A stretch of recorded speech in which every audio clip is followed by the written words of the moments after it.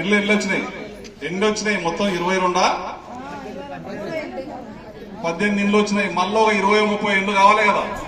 కొత్తగా 20-30 25 30 మీ ఊళ్ళో ఇంకా మాకు ఇండ్లు వద్దు, ఇంకా చాలు మాకు అందరికి వచ్చినాయి అన్నంత వరకు ఇల్లు ఇస్తాం. ఒక్క నిమిషం దయచేసి అయిపోయినంత వరకు మళ్ళీ మీ జోలి ఇస్తాం. కొద్దిగా మీరు చెప్పినంత వరకు మాత్రం ఎవరు మాట్లాడొద్దు. ఇంకో 25-30 ఇండ్లు శాంక్షన్ చేయించి మీకు ఇండ్లు మాకు సరిపోయినంత వరకు ఇండ్లు కూడా మీ అందరికి వస్తాయి. నన్ను గుర్తుపట్టిరా? ఏం పేరు? ఈయనే కదా మనం మాట్లాడుకునేది ప్రతిసారి. మళ్ళా చెప్తున్నా, సన్నబియ్యం వస్తున్నాయా? రేషన్ కార్డులు వచ్చినాయా? డబుల్ బెడ్రూమ్ ఇండ్లు వచ్చినాయి, రేషన్ కార్డులు వచ్చినాయి, సన్నబియ్యం వస్తున్నాయి. కరెంటు బిల్లు కడుతున్నారా? కడతలేరు కదా. బస్సు వస్తుంది, ఎక్కుతున్నారా? ఇంటికాడ పంచాయతీ అయితే ముగ్గురుతో పంచాయతీ అయితే అత్తగారింటికి చక్కగా బస్సు ఎక్కిపోతున్నారా? పోతున్నారు కదా, ఛార్జీలు లేకున్నా సరే పోతున్నారా లేదా? బిడ్డ నీ సంగతి చెప్తా, నీకు పైసలు ఇవ్వకుంటే బస్సు ఎక్కితే చక్కగా పోయి రేవంత్ రెడ్డి సాబు ఎన్ఎం శ్రీనివాసరెడ్డి సాబు దయ వల్ల బస్సు ఫ్రీగా ఉంది ఎక్కిపోతామని అంటారా లేదా?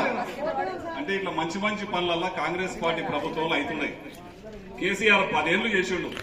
డబుల్ బెడ్రూమ్ ఇల్లు అల్లుడు వస్తే కాళ్ళు ఏడబెట్టుకోవాలని జోలు చెప్పిండా లేదా?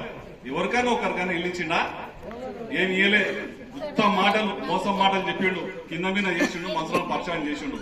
ఏడ జమైన పైసలు కూడా ఖాళీ ఖజానా ఉంటే ఏడ జమైన పైసలు కూడా తీసుకొచ్చి గ్రామాలలో ఖర్చు పెడుతున్నాడు రేవంత్ రెడ్డి గారు, మన ఎమ్మెల్యే ఎన్ఎం శ్రీనివాసరెడ్డి గారు. మరి ఇండ్లు ఇచ్చిన వాళ్ళను, అన్నం పెట్టిన వాళ్ళను, సన్నం బియ్యం పెట్టిన వాళ్ళు మోసం చేయొచ్చా? వాస్తవం చెప్పండి మీరు. నాగమ్మ యాండవు, నాగమ్మ ఉండవా? నేను ఒకటే చెప్తున్నా, మోసం చేయకూడదు. ఇండ్లు ఇచ్చిన వాళ్ళను, అన్నం పెట్టిన వాళ్ళు మనమే అనుకుంటాం కదా, ఇంత బుక్కడ బో పెడితే చల్లగుండు బిడ్డ అని ఆశీర్వదిస్తాం కదా.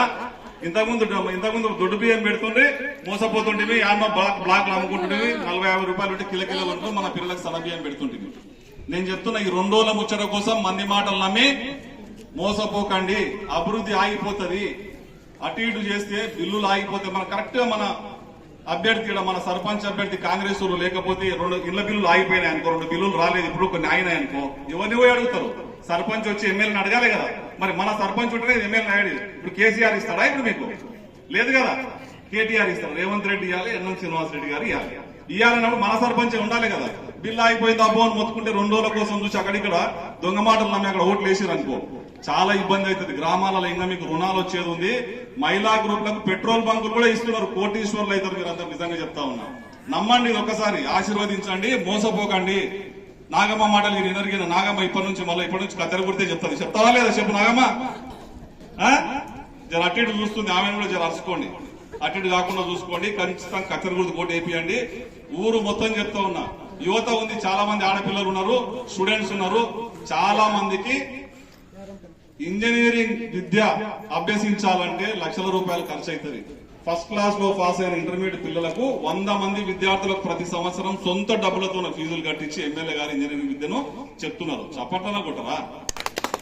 ఏం చేయకుండా ఇలా ఎట్లా చేయాలి అంటే, జేబుల డబ్బులు కూడా ఖర్చు పెట్టి పిల్లలు చదువుకోవాలి, పిల్లలు పుట్ట నిండా సన్నబువ తినాలి, మన ఇంట్లో కరెంటు, ఇంట్లో మన బయటికి వెళ్తే బస్సు, ఇండ్ల సౌకర్యం ఇన్ని రకాలు ఇస్తున్నప్పుడు, ఇన్ని సేవలు చేస్తున్నప్పుడు 10కో 5కో వాటర్ బాటిల్కో అమ్మడం ఎట్లయితే చెప్పండి. 10 ఏళ్ళు వాళ్ళు సంపాదించారు కాబట్టి 4 బాటలు ఎక్కువ ఇవ్వచ్చు, అడ్డగోలు సంపాదించారు కాబట్టి మనం 1 బాటలు తక్కువ ఇవ్వచ్చు, అంతేగా తేడా. కానీ అన్నం పెట్టిన వాళ్ళను, ఇల్లు కట్టించిన వాళ్ళు మరవకూడదు. నేను మళ్ళోసారి చెప్తున్నా, మహిళలకు, మహిళా గ్రూప్ వాళ్ళందరికీ, ఇక్కడ ఓడిపోతే మీరు కొట్టినట్లే, గెలిపిస్తే మీరు గెలిపించినట్లే. మాట ఇవ్వండి. గెలిపిస్తారా? కత్తెరగుర్తుని గెలిపిస్తారా? కత్తెరగుర్తుని గెలిపించి చూడండి గ్రామం ఎట్లా అభివృద్ధి జరుగుతుందో. ఎమ్మెల్యే గారు ఆందోళనలో నేను చెప్తాను. చూడండి, మళ్ళా చాలా మాకు ఇల్లు ఇక సరిపోయి వద్దు అనే వరకు ఇల్లు ఇవ్వకపోతే చూడండి, ఏడో ఒక పెంకిటూరు లేకుండా చేయకపోతే చూడండి, మీకు రుణాలు ఇప్పకపోతే చూడండి, మీకు నీళ్ల సౌకర్యం లేకుండా చూస్తే చూడండి, ప్రతి ఒక్కటి కూడా దగ్గరుండి చేయకపోతే బయట సర్పంచ్ ద్వారా ఎమ్మెల్యే గారు మేమందరం కూడా చూసుకుంటాం. ఆశీర్వదించండి దయచేసి. ఎమ్మెల్యే గారు మాట్లాడుతుంటే కూడా మధ్యలో మాట్లాడకండి. మళ్ళోసారి మీ దగ్గరకు వచ్చి కూర్చుంటాను. నేను వస్తా అంటే వస్తా, మీరు ఇవ్వండి. సర్పంచ్ ని గెలిపియండి. యాడకోసి దావత్ తీసుకుందాం. యాడ కూడా నేనే చేస్తా, దావత్ కూడా నేనే ఇస్తా. కూర్చొని మాట్లాడుకుందాం. చూడండి, మనకి పనులు చేయకపోతే చూడండి. కానీ మోసపోకండి. 10 ఏళ్ళు మోసపోయింది రకరకాల దాంట్లో. అన్ని విషయాలు ఎమ్మెల్యే గారు మాట్లాడతారు, మాట్లాడిన తర్వాత చెప్తారు. చెప్పిన తర్వాత ఈనాడు నిదానంగా ఆడాడా అక్కడ మాట్లాడి చెడగొట్టాలి. మంచిగా ఉండండి, ఓటు వేసే ప్రయత్నం చేయండి. కత్తెర గుర్తుకే గట్టి ఒకసారి, కత్తెర గుర్తుకే. వాళ్ళ కూర్చున్న వాళ్ళు కూడా కత్తెర గుర్తుకే. జై కాంగ్రెస్. ఇప్పుడు మన ప్రియతమ నేత ఎమ్మెల్యే ఎండం శ్రీనివాసరెడ్డి గారు మాట్లాడతారు.